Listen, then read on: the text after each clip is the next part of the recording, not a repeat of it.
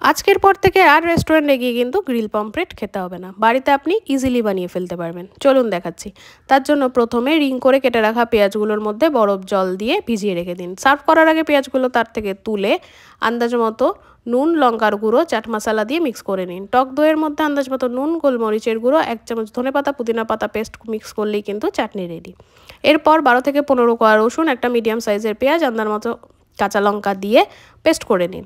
2 চামচ টক দইয়ের মধ্যে ওই পেস্টটা দিয়ে দিন, 1 চামচ সাদা তেল, আর দিয়েছি হচ্ছে 1 চামচ ধনেপাতা পুদিনা পেস্ট, আন্দাজ মতন নুন, গোলমরিচের গুঁড়ো, আর হচ্ছে 1 চিল লেবুর রস। সমস্তটাকে এবার মিক্সড করে নিয়ে মাছটা ম্যারিনেট করে ফেলুন। মাছের মাঝখানটা এরকমভাবে চিড়ে দেবেন যাতে মশলাটা ভালো করে এর ভেতরে ঢোকে। 1 থেকে 1.5 ঘন্টা কিন্তু ম্যারিনেট করে রাখতে হবে। তারপর প্রিহিট করা ওভেনের মধ্যে মাছটা দিয়ে 1 পিঠ 15 মিনিটের জন্য ফার্স্টে দিয়ে সেটাকে বার করে 15 মিনিট হয়ে গেলে ওপর দিয়ে ঘি ব্রাশ করে আর 5 মিনিটের জন্য দিয়ে দিন।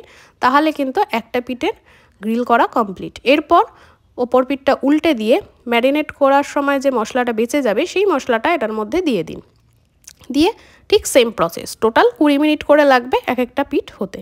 তারপর আর কি একদম লেবু দিয়ে সার্ভ করুন।